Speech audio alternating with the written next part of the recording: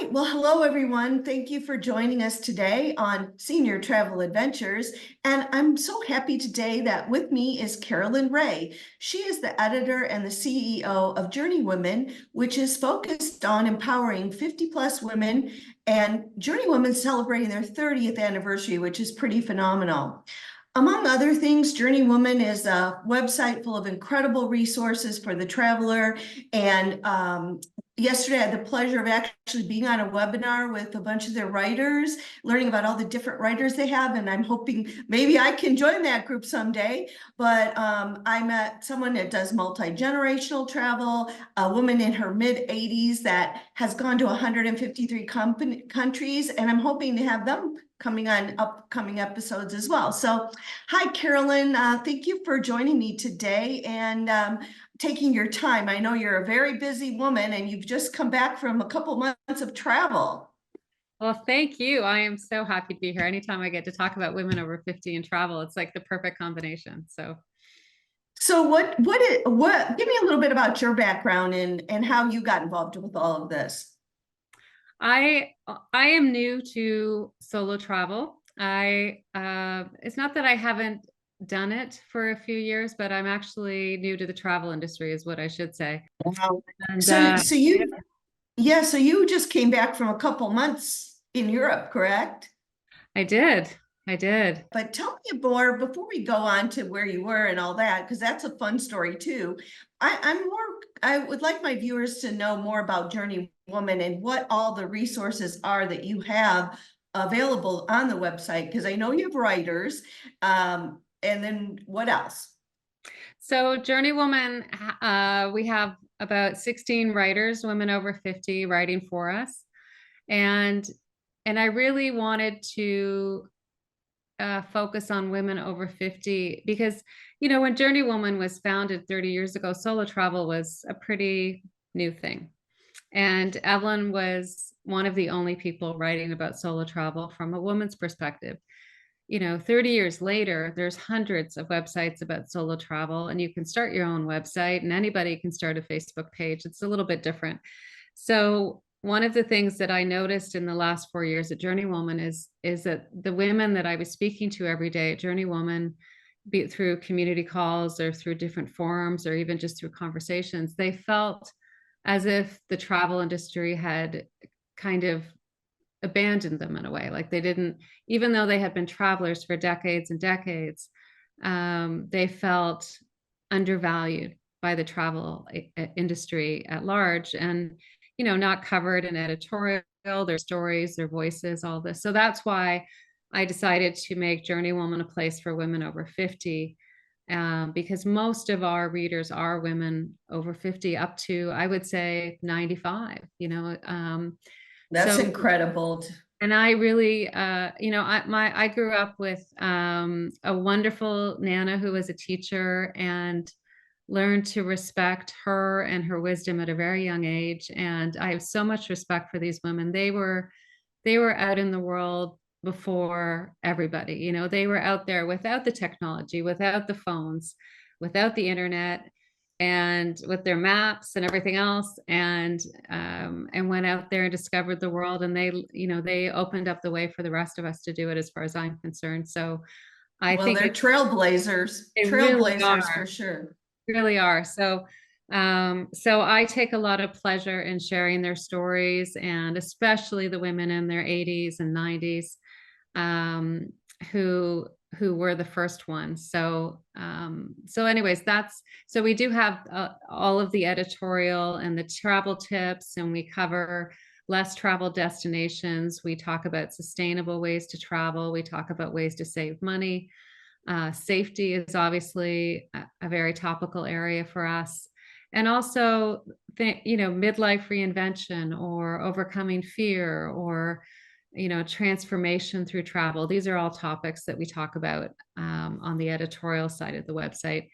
And then in the last couple of years, I've also started something called a Women's Travel Directory, which has curated trips, retreats, and experiences for women over 50. So we have about 150 companies in there at the moment that are offering, you know, experiences that are for women. So it Okay. could be adventure, hiking, walking, culinary, photography, wellness, transformational travel.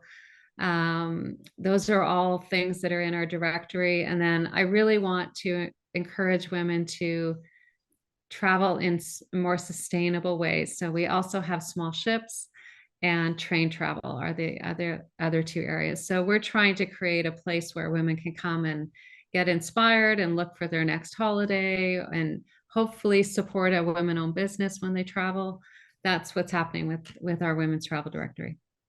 Okay, great. So you brought up a couple of things that are questions that I was planning to ask. So one of the things, and I've become over the last few years very heavily involved with a lot of the social media, Facebook, there's multiple pages. And one of the things I read daily in these Facebook and social media are that women are afraid to go, there's a fear. So what brief advice could you give to somebody that just wants to solo travel, but just can't quite get over that hurdle of the fear? I think there's two things. First of all, I personally get a lot of comfort and confidence out of research. And when I know where I'm going and I've done my homework and I've done my research, I feel a lot more comfortable. And groups like ours, so we have a group called Solo Travel Wisdom on Facebook. We have about 15,000 women in it at the moment. And when you connect with actual women who have been in those places rather than read a news headline or a TV headline, you're going to hear something completely different. You're going to hear from women who are living in that place or have just been to that place. And I always say, like, don't the headlines in the news are being written by somebody sitting in a newsroom who's trying to get clicks. You have this very experienced group of women, solo travelers, who will tell you from their own perspective, whether they think a place is safe or not. And we see this all the time where we paint countries with the same brush. And I think the best way to find out is to ask a woman who's been there. But one of the things I noticed, and you talk about sustainability, and this what triggered something in my mind. So solo travel can take many shapes and forms, from luxury group tours to staying in hostels and even nomadic RV camping type style. You provide, tours of different natures, a small group. There's a small group one coming up later this year on a ship, small ship. What do you think there's a sweet spot for women to get started if they on, a smaller way to get started? Maybe that's too daunting for them. Yeah, absolutely. I mean, I think if you haven't traveled on your own before, the best way to get started is just to try something in your own city or your own state or province.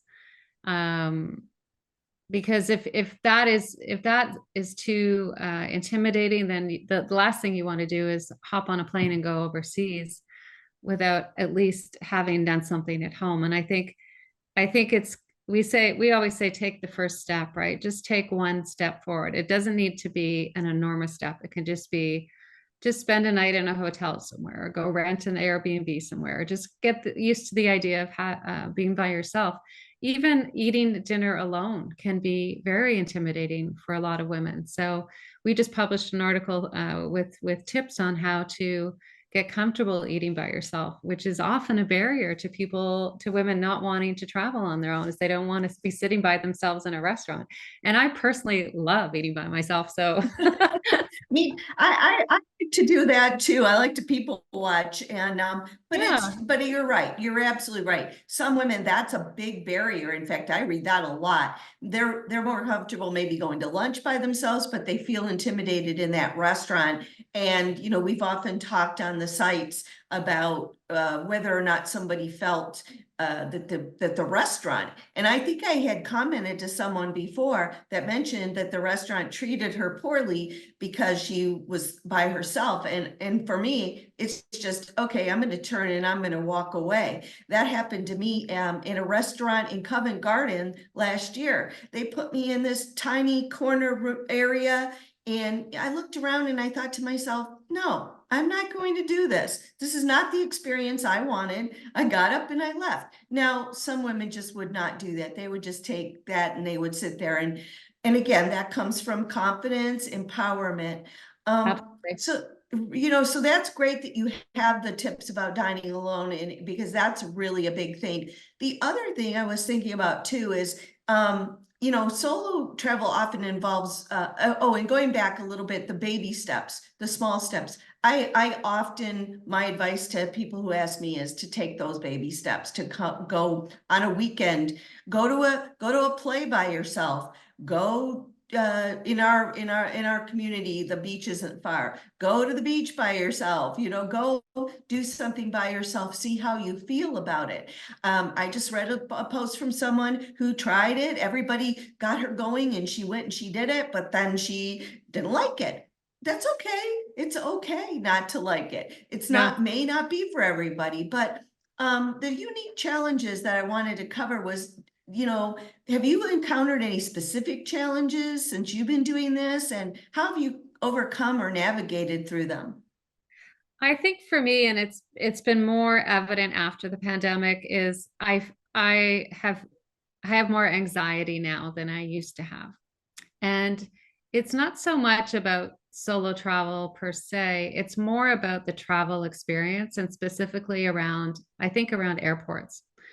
And so I get very nervous that I'm going to be late or I'm going to miss my flight or something's going to happen in that airport that is, whatever the situation might be. So what I do now is I go really early and I give myself lots of time if something can go off the rails.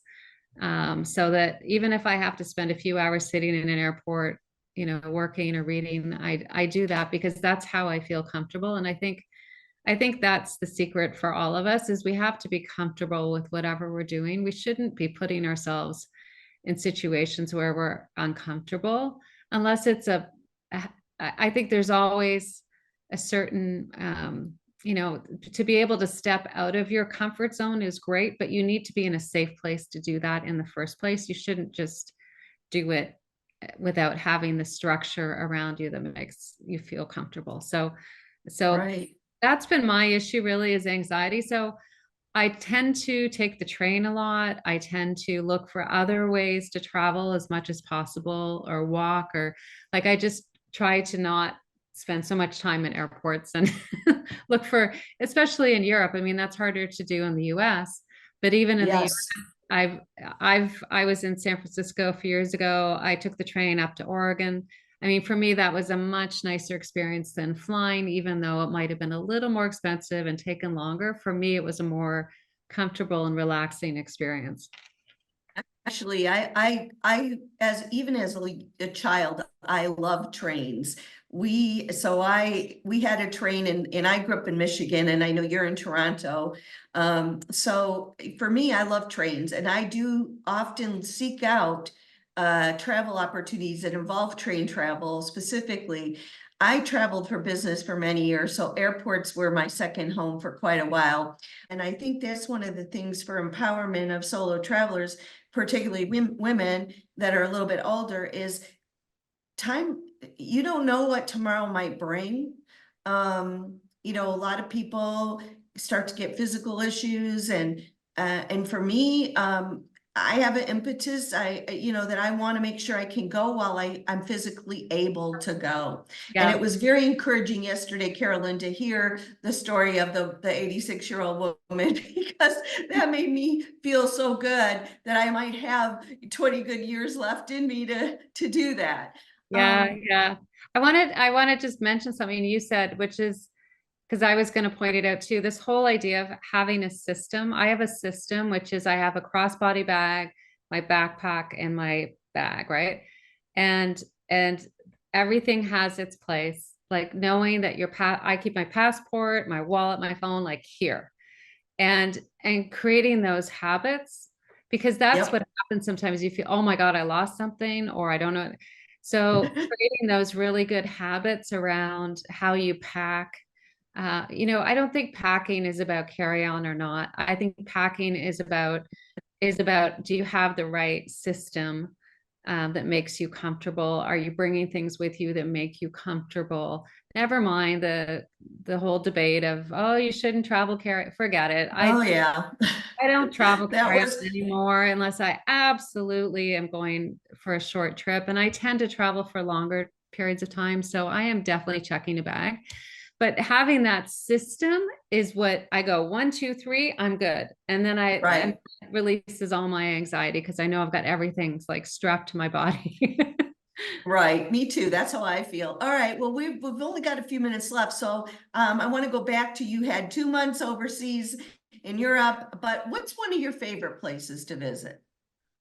Oh, so many. I spent 2 months in Italy, including Sicily, and then I went to Malta at the very end. And I thought Malta was a really beautiful, surprisingly historic island. I actually, before I went, didn't even know really where it was. I saw the little dot on the map and I said, oh, I'm going to be in Sicily. What's that little dot down there? And next thing I knew, I had booked that. So I think Malta's lovely. My favorite place is Spain. And I spent a few months in Spain last year in Malaga and also in small towns along the Spanish coast. Nerja was one of them, um, which is one of the white towns, Frigliana. So that part of the world I really love. Yeah.